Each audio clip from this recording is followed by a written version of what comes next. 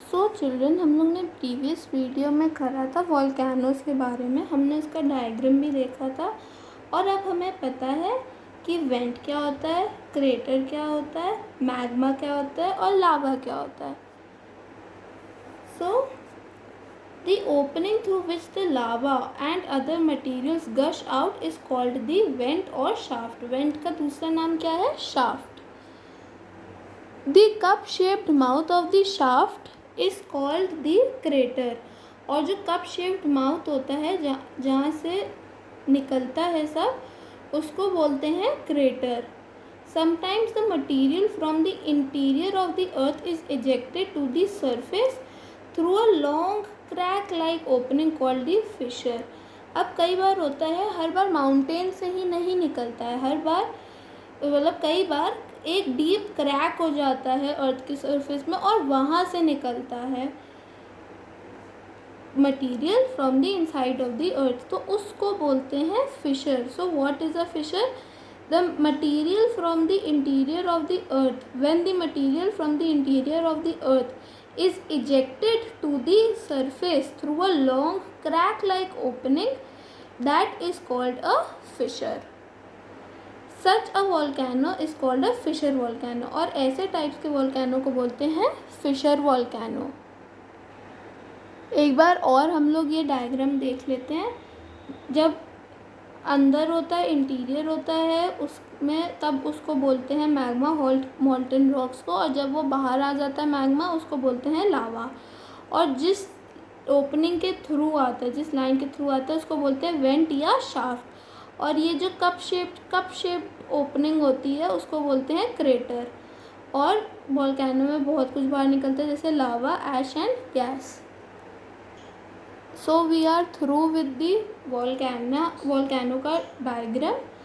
अब the volcanic cone और mountain is formed when the erupted materials accumulate around the went.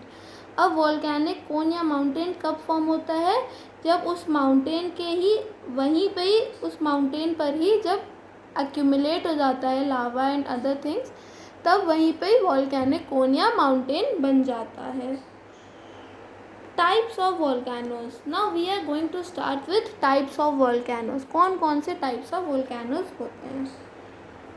On the basis of frequency of eruptions, volcanoes are classified into 3 types. Frequency of eruption मतलब वो उनकी eruption होने की क्या frequency है, उसके according volcanoes को 3 टाइप्स में बांटा गया है। एक होते हैं एक्टिव, एक होते हैं डोरमेंट और एक होते हैं एक्सटिंक्ट। तो एक्टिव वॉल्केनोज कौन से होते हैं? Active volcanoes erupt frequently and throw out lava, gas, ashes and rocks. These volcanoes are also called living volcanoes. मतलब जो वॉल्केनोज आगे इरप्ट हो सकते हैं और इरप्ट होते रहते हैं, उनकी फ्रीक्वेंसी है कि वो जल्दी इरप्ट होते रहते हैं, और उनमें से क्या क्या निकलता है? लावा, गैसेस, एशेस और rocks.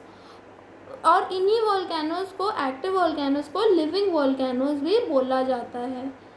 Stromboli and Mount Etna in Italy are active volcanoes. तो what are the 2 examples for active or living volcanoes? Stromboli and Mount Etna in Italy. ये 2 examples हैं living volcanoes के. Okay, so if I say what are living volcanoes? Living volcanoes are those which erupt frequently and throw out lava, gases, Ashes and rocks. और examples भी देंगे आप इनके, Stromboli and mount Etna. Okay, चाहे active volcanoes से आए चाहे living volcanoes का क्वेश्चन है, आपको लिखना यही है।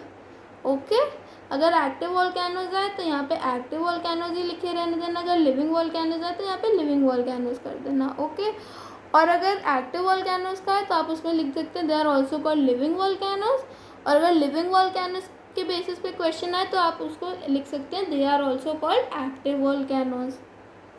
Now coming to dormant volcanoes. Dormant volcanoes वो होते हैं जो इरप्शन होने के बाद अब उनमें कुछ ऐसा है नहीं कि वो कुछ ऐसी इंडिकेशन नहीं शो करते कि वो फिर से erupt होएंगे।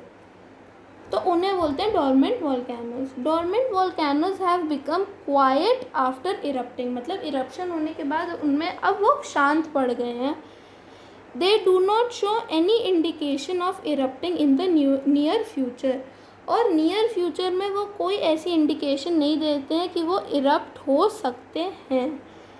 These volcanoes are also called sleeping volcanoes, और इन्हीं वॉल्केनोज को बोला जाता है स्लीपिंग वॉल्केनोज।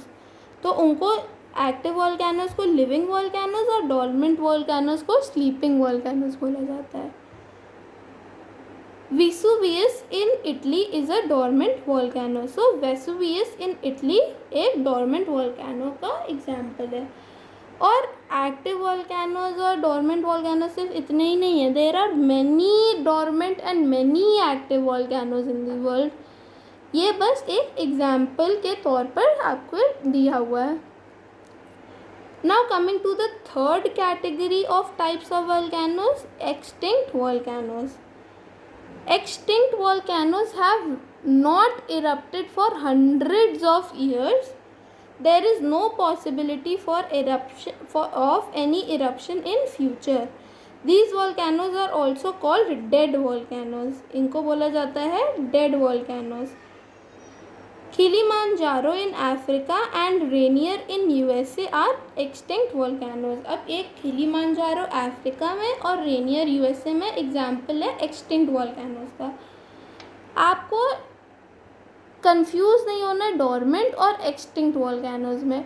डॉर्मेंट वॉल्केनोज वो हैं जो शांत पड़ गए हैं आफ्टर इरप्शन, और उनका अभी तो कोई इंडिकेशन नहीं है कि वो इन द नियर फ्यूचर वो इरप्ट हो सकते हैं। इंडिकेशन नहीं है, पर उनके में हल्की सी पॉसिबिलिटी है कि वो कभी ना कभी वो हो सकते हैं, पर अभी for the future time near future में उनका कोई इंडिकेशन नहीं है इरप्ट होने का।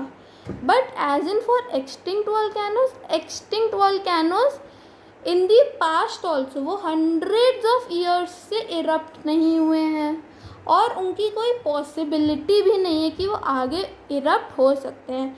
लाइक एक्सटिंक्ट वॉल्केनोज वो है जो हज़ारों साल पहले कभी इरप्शन हुआ होगा, but for hundreds of years तो उनका भी कोई इरप्शन नहीं है, और आगे के फ्यूचर में भी कोई उनकी पॉसिबिलिटी भी नहीं है, तो इसीलिए उनको बोला जाता है डेड वॉल्केनोज।